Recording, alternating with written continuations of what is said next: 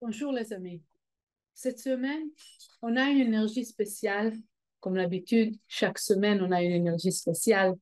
Cette fois-ci, c'est relié avec le chapitre de Chayei Sarah, les vies de Sarah. Pas une vie, mais les vies. Donc, déjà, on comprend et on voit qu'ici, on a une force de immortalité, une force de vie qui existe dans cette semaine-là, qui peut nous nourrir avec une force de vie cette semaine-là.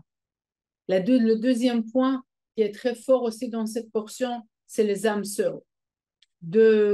Ou renforcer les liens avec nos âmes sœurs existants, ou de retrouver la vraie âme sœur avec laquelle on doit être.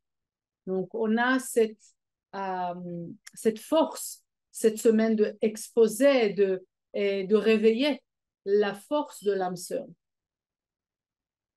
Le troisième point est celui sur lequel je voudrais parler, c'est multiplier nos bénédictions. On a l'histoire d'Abraham et Ephron qui sont en train de négocier le prix de Meharat à Marpella.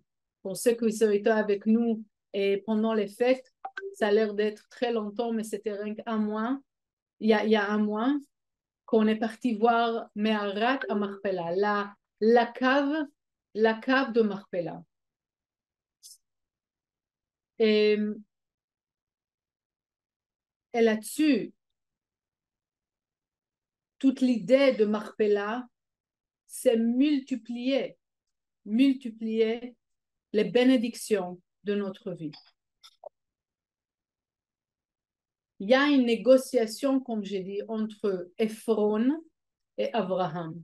Abraham, il représente l'âme, la force de notre âme. Ephron, qui veut dire Afar, ça veut dire la terre, ça représente le corps physique ou la conscience du corps. Ok, toutes les limitations du monde physique, c'est relié avec la terre.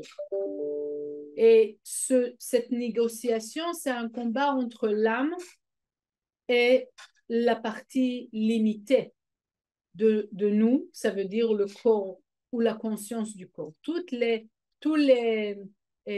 parties, nos parties qui sont en fait, qui nous mettent des limitations sur nos décisions, sur nos choix, les actions qu'on voudrait faire, pourquoi je suis en train de le faire. Parce que c'est plus facile pour moi, parce que c'est l'ego qui m'a ramené à le faire, parce que c'est vraiment un choix de vérité. Et en fait, c'est le combat constant qu'on a entre la conscience du corps ou la conscience limitée et la conscience de notre âme qui est d'aller en avant des choses et faire un effort, partager dehors de nos conforts et sortir de nous-mêmes. Et l'âme, elle veut l'effort. L'âme, elle veut aller au-delà. Le corps, c'est lui qui nous retient. Et dans cette portion-là, et avant qu'on avance, on voudrait vraiment poser la question à l'intérieur de nous. C'est quoi les pensées ou les voix qu'on a à l'intérieur de nous qui nous bloquent, qui nous dit, ah non, on peut le faire demain. Peut-être c'est pas une bonne idée maintenant, c'est trop pour moi. Okay? Toutes ces voix-là qui me laissent aussi petit, qui me laissent comme limité, et ça veut dire il me laisse dans ce monde limité. Il me laisse avec la conscience limitée. Et quand je veux quelque chose, je ne peux pas l'obtenir parce que je suis dans le cadre limité. Je vois rien que la partie limitée. Donc, d'abord, c'est quoi ces voix? C'est quoi les pensées qui me retiennent? Et cette semaine, on va avoir la force de surmonter ça, de surmonter ces voies-là. Et la deuxième chose qu'on voudrait vraiment se poser comme question, c'est de quelle manière on est lourd. Ça veut dire qu'on se réveille le matin, qu'est-ce qu'on se dit? Ah, encore une fois, cette journée, encore une fois, j'ai ce rendez-vous-là et ce rendez-vous-là où j'ai pas de rendez-vous. Oh, ça va être vraiment très pénible. C'est ça les pensées que j'ai, les pensées lourdes. Donc, je voudrais savoir de quelle manière ou quel sentiment ou quelle situation qui m'alourdit, ok, qui m'alourdit. Pourquoi? Parce qu'on voudrait les reconnaître. Cette semaine, on va avoir la force de leur dire non, non, je ne veux pas être capturé par cette voie de lourdeur, cette voie de limitation, c'est pas possible, ah, ça va pas m'arriver, non, pas à moi. Je veux pas me bloquer par des pensées comme ça. Et pour pouvoir le faire, c'est pas rien que de sortir de nos conforts pour l'idée de sortir de nos conforts, mais c'est de comprendre que quand j'arrive à nettoyer mon esprit, ma conscience et à alléger la lourdeur du corps, pas seulement la lourdeur du poids, mais c'est la lourdeur que on n'arrive pas à le faire, on n'arrive pas à sortir de nous-mêmes. On pourra, à ce moment-là, on pourra vraiment exposer, on pourra découvrir toutes les bénédictions qui se cachent dans l'obscurité. On a beaucoup de choses obscures dont peut-être personnellement ou peut-être si on est touché par la situation mondiale qui se passe en ce moment. Et si on se pose la question, j'espère que comme étudiant de Kabbalah, on se pose la question, qu'est-ce que je pourrais faire? C'est exactement ces deux points-là, de surmonter la lourdeur du corps et, et clarifier notre esprit, notre conscience. Comment on pourra le faire? Comment on pourra vraiment sortir de ces limitations-là? Pour quelles raisons? Pour pouvoir vraiment nettoyer l'obscurité qui couvre, qui cache les bénédictions, nos bénédictions comme des individuels et aussi les bénédictions mondiales. Alors, comment le faire? On a deux outils principaux. Le premier outil, c'est l'outil de chesed, de miséricorde. On sait très bien que les actions de partage, ils enlèvent des jugements de notre vie. Donc, en faisant ces actions, c'est pas rien que d'être gentil autour ou être là quand on nous demande, c'est de courir, de demander qu'est-ce que je peux faire, de courir après des opportunités de partage. Comment je pourrais changer, comment je pourrais améliorer la situation, comment je peux aider de réveiller encore une lumière autour de moi. Quand j'arrive à le faire, quand je cours après des opportunités de sortir de moi-même et de faire et de partager dehors de moi-même, j'arrive à surmonter le poids de l'adversaire, le poids de l'influence physique, l'influence de la limitation. Et de là, pénétrer le cadre de bénédiction et lumière, au-delà de l'obscurité. Vous pouvez vous imaginer que l'obscurité, c'est comme une boîte noire, oui, ou une boîte lourde, oui, qui se cache à l'intérieur une lumière magnifique.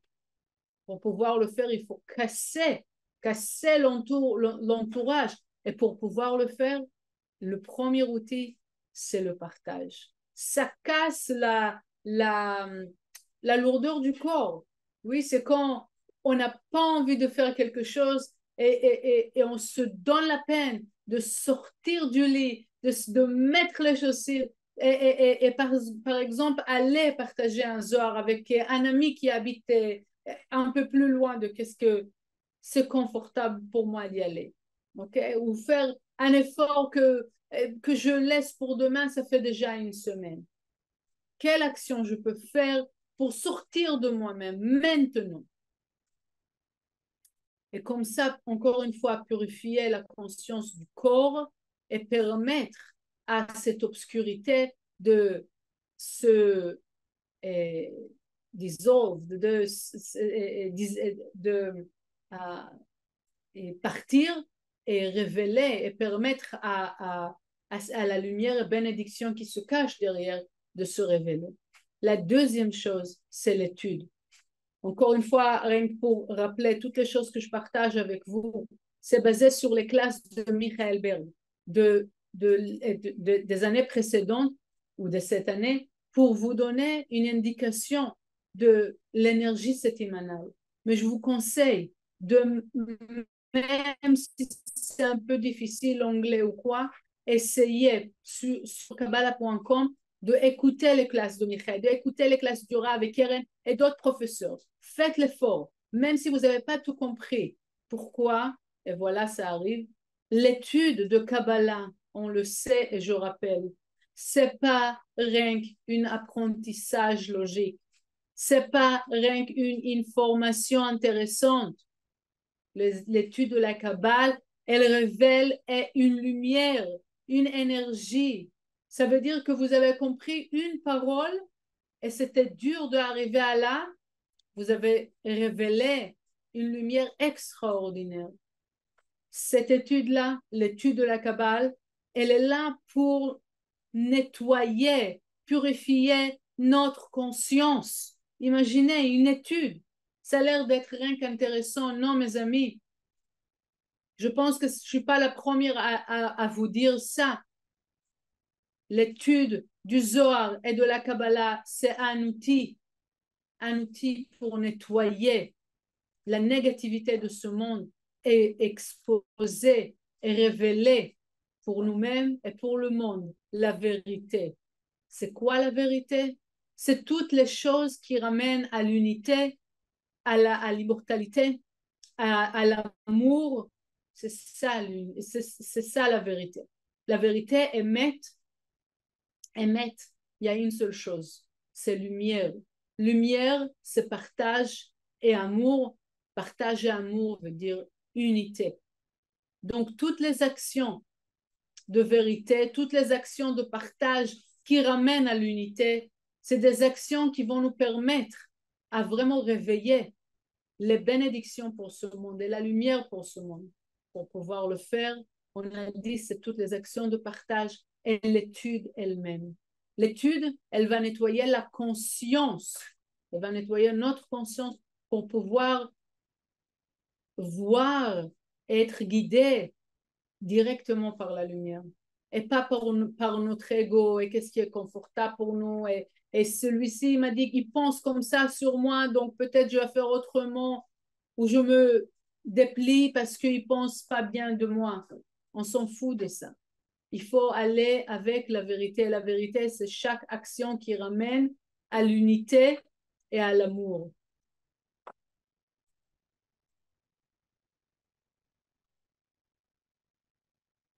Et si on travaillera de cette manière-là, ça veut dire courir après chaque action de partage.